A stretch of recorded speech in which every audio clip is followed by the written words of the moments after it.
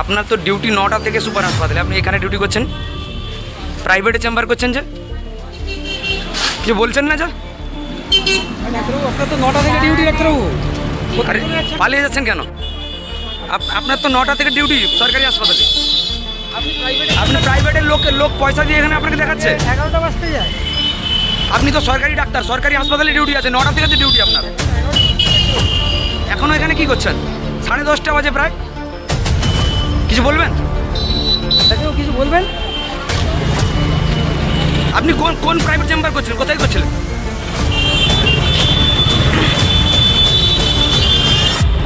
আপনি পালিয়ে যাচ্ছেন কেন ডাক্তারবাবু, বলুন। একরাই সুপার হাসপাতালের ডাক্তার প্রাইভেটের চেম্বারে, ধরা পড়তেই ছুট হাসপাতালে। সকাল 9টা থেকে 11টা পর্যন্ত সরকারি হাসপাতালের আউটডোরে রুগী দেখার সময়, সেই সময় ডাক্তার প্রাইভেটে রুগী দেখছেন, আউটডোরে রুগীদের লম্বা লাইন। এ ছবি পূর্ব মেদিনীপুর জেলার একরা সুপার স্পেশালিটি হাসপাতালে। সরকারি ডাক্তার চর্মরোগ বিশেষজ্ঞ এমপি আহমেদ, তিনি একরা সুপার স্পেশালিটি হাসপাতালের ডাক্তার।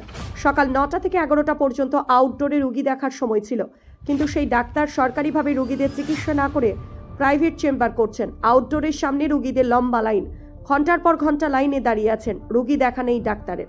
প্রাইভেট চেম্বারে গেলেই ডাক্তার ছুট দিল হাসপাতালে, নেই কোনো উত্তর। সরকারি ডাক্তার সরকারিভাবে পরিষেবা না দিয়ে প্রাইভেটে চেম্বার করছেন, এটা কি ঠিক? সবার কাছে উঠছে প্রশ্ন।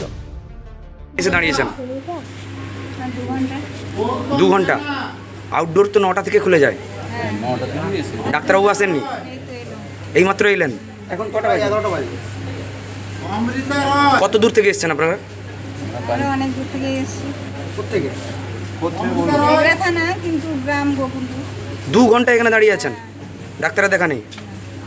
আপনার নাম? হাসপাতালের সরকারি ডাক্তার প্রাইভেটে চেম্বার করছেন, ধরা পড়তেই ছুট দিল হাসপাতালে, কি বলবেন? বিষয়টা তো প্রশাসনিক ব্যাপার, তবে এগরা সুপার হসপিটাল আমাদের এই এলাকার মধ্যে খুব এক জনপ্রিয় হসপিটাল। আমরা সাধারণ মানুষ ওখানে সুবিধা পাচ্ছি, আমরাও সেখানে সুবিধা নিচ্ছি। তবে সরকারি নিয়ম নির্দেশ মেনে ডাক্তারদের কাজ করতে হয়। যদি এরকম কিছু ঘটে থাকে, নিশ্চয়ই প্রশাসন তার ব্যবস্থা নেবে। প্রশাসনের দৃষ্টি আকর্ষণ যদি হয়ে থাকে নিশ্চয়ই নেবে। আমাদের সরকার, মানবিক সরকার, সবসময় যারা অন্যায় করে তার বিরুদ্ধে আছে। অন্যায়কারীকে কখনোই আমাদের সরকার সাপোর্ট করে না। এভাবে যদি কিছু হয়ে থাকে, সরকারের যে নিয়ম কানুন নির্দেশ আছে, সেই নির্দেশকে অবমাননা করলে নিশ্চয়ই তার ঊর্ধ্বতন কর্তৃপক্ষ তার ব্যবস্থা অবশ্যই নেবে। হাসপাতাল কর্তৃপক্ষ এই বিষয়ে মুখে খুলুক, সেটা কী ব্যাপার, তাদের সেটা তদন্ত অধীনে আছে, তারা নিশ্চয়ই তার ব্যবস্থা নেবেন। আপনার নাম? আমার নাম মির্জা নাসির হোসেন বেগ, আমি একজন গ্রামীণ স্বাস্থ্যকর্মী। সরকারি ডাক্তার প্রাইভেট হাসপাতালে চিকিৎসা করছে খুব সরকারি টাইমে, এবং ধরা পড়লেই ছুট দিল হাসপাতালে, কি বলবেন? মোটামুটি এই ব্যাপারটা নিয়ে আরটিএসের মিটিংয়ে আজ আলোচনা হয়েছে। সুপার সাহেবকে সিদ্ধান্ত হয়েছে, সুপার সাহেবকে এই ব্যাপার নিয়ে লিগেল স্টেপ নেওয়ার জন্য। সুপার সাহেব আজকে এই সিদ্ধান্ত অনুযায়ী তিনি উচ্চ দপ্তরে তিনি জানাবেন। এই মোটামুটি আলোচনা হয়ে সিদ্ধান্ত।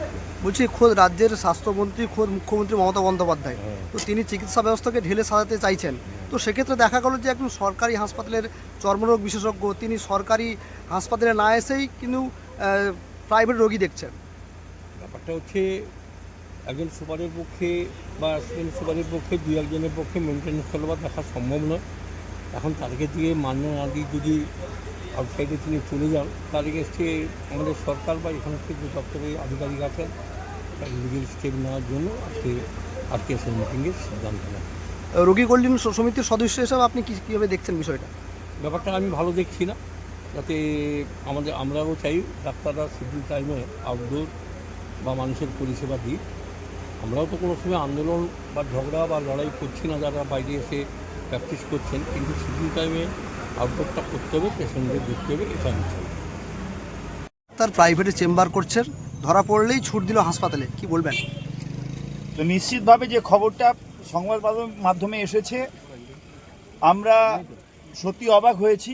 কোনো সরকারি ডাক্তার তার শিডিউল ডিউটি ফেলে তিনি প্রাইভেট প্র্যাকটিস করবেন, এটা কোনোভাবেই মেনে নেওয়া যায় না।